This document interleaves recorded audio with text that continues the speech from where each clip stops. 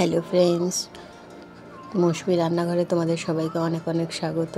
তো দেখো, আজকে যে মাছের রেসিপিটা নিয়ে চলে এসেছি। দেখো, বাজারে এসেছি আমি এই মাছটা কিনতে। এটাকে ল্যাটা মাছ বলে, আর গরুই মাছও বলে। আরও যদি কোনো নাম জানো তাহলে অবশ্যই কমেন্টে জানিও।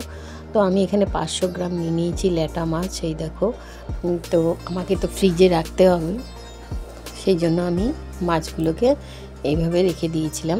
আর এখানে দেখো নিয়ে নিয়েছি একটা আলু, আর 3-4টে পটল, আর 2টো বেগুন, সব লম্বা লম্বা করে কেটে নিয়েছি। একটা পটলকে 4 টুকরো করেছি, বেগুনটাকেও তাই এইভাবে কেটে নিয়েছি। চলো, খুব সুন্দর কিন্তু একটা রেসিপি বানাবো, দারুণ লাগবে কিন্তু গরম ভাতের সাথে খেতে। দেখো, এখানে আমি নিয়ে নিয়েছি 2 চামচ নুন আর 1 চামচ হলুদ দিয়ে খুব ভালো করে কিন্তু আমি এই নুন হলুদ মাখিয়ে নেব মাছগুলোতে।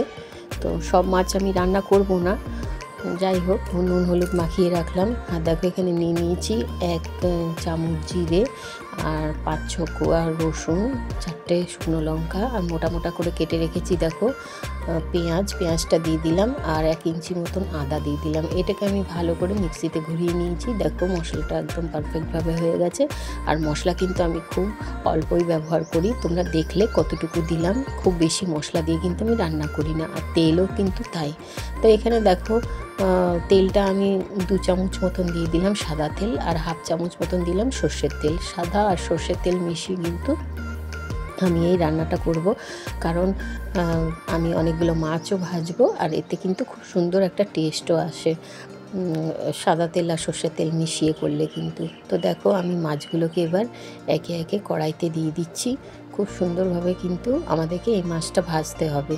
আর এই মাছটা কিন্তু অন্য মাছ যেমন আমি ভাজি হালকা লাল করে, খুব বেশি করে কড়া করে ভাজি না। এটাও কড়া করে ভাজবো না, কিন্তু একটু বেশি করে ভাজবো। এই মাছটা কিন্তু একটু শক্ত হয়। অন্য মাছগুলো যেরকম চারাপোনা হোক, বাটা মাছ হোক, তোমার ট্যাংরা মাছ হোক, এই মাছগুলো কি হয়, খুব নরম হয়। বেশি যদি তোমরা ভেজে ফেলো বা যদি এটাকে বেশি ফুটিয়ে ফেলো, তাহলে কিন্তু এই মাছটা কিন্তু তখন বেশি নরম হয়ে যায়। সেই জন্য আমরা এটাকে অল্প করেই করি, ভাজি। তো দেখো, এখানে আমি আবারও এই মাছগুলো দিয়ে দিলাম, দিয়ে এবার আমি এই মাছগুলোকেও ভেজে নিচ্ছি। এই দেখো কি সুন্দর লাল লাল করে। এই মাছটা কিন্তু ভেঙে যায় না, মোট কথা হলো মাছটা একটু শক্ত ধরনের, অন্য মাছের থেকে এটা একটু শক্ত ধরনের। তো মাছ আমাদের সব ভাজা হয়ে গেছে। ওই তেলের মধ্যে আমি দিয়ে দিলাম 1/2 চামচ কালো জিরে। এটা কালো জিরে দিয়েই করব, খুব সুন্দর টেস্টি হয়। আর দেখো, একদম কুচি কুচি করে কাটা পেঁয়াজ দিয়ে দিলাম। পেঁয়াজটা কিন্তু বড় বড় করে কাটবে না, মিহি করেই কাটবে, কেটে দিয়ে দেবে। আর আমি এখানে দিয়ে দিলাম 1/2 চামচ মতো আবারও সর্ষের তেল, কারণ আমি এতগুলো সবজি ভাজবো, সেই জন্য আমি কিন্তু একটু তেল দিলাম। তো দেখো, এখানে আমি একটা ছোট টমেটো কুচি করে দিয়ে দিলাম এর ভেতরে, দিয়ে কিন্তু খুব ভালো করে পেঁয়াজের সাথে মিশিয়ে নিলাম। এবার আমি দিয়ে দিচ্ছি 2 চামচ মতন নুন দিলে কি হবে, টমেটো আর পেঁয়াজটা কিন্তু খুব ভালোভাবে গলে যাবে। আর দিয়ে দিলাম এখানে 1 চামচ মতন হলুদ, দিয়ে খুব ভালো করে একদম মিশিয়ে নেব।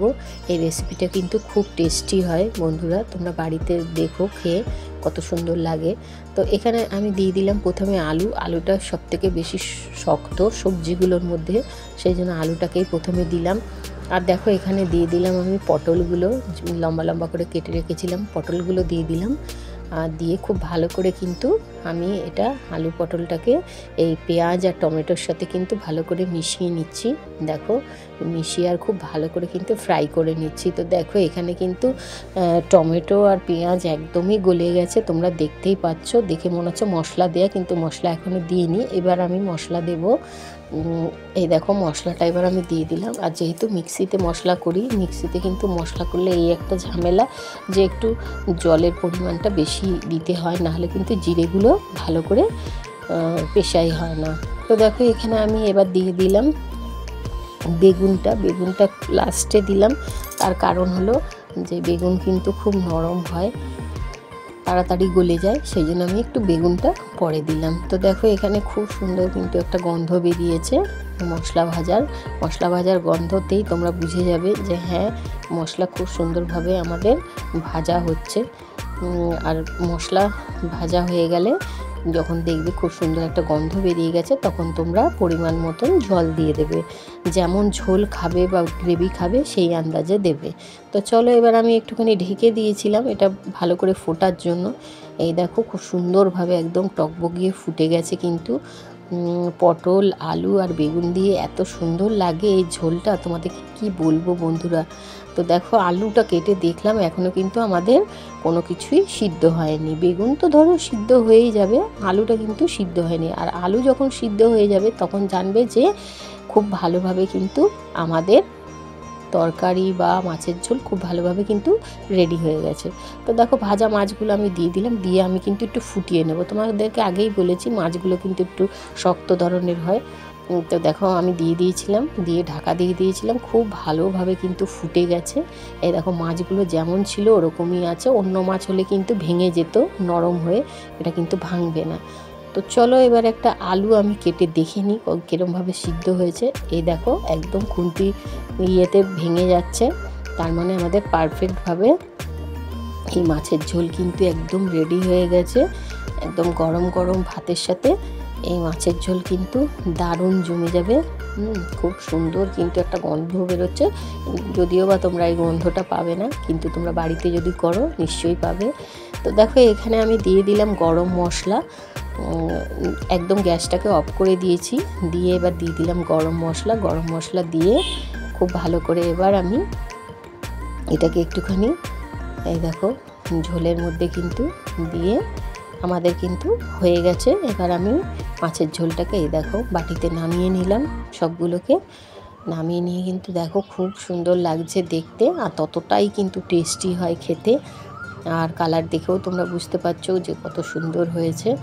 আর আলাদা করে তোমাদের কোনো তরকারি করার আমার মনে হয় না দরকার হবে যেদিন এইরকম মাছের ঝোল করবে, কারণ এই মাছের ঝোলের মধ্যে ধরো আলু পটল বেগুন সবই রয়েছে, আর টেস্টি একটা মাছের ঝোলও রয়েছে, মাছও রয়েছে। শুধু দরকার গরম ভাত, বা যারা রুটি খাও রুটি দিয়েও দারুণ লাগবে খেতে। তো তোমরা বাড়িতে এরকম ট্রাই করো। আর আমার মাছের রেসিপি কেমন লাগছে প্লিজ আমাকে একটু কমেন্ট করে জানিও।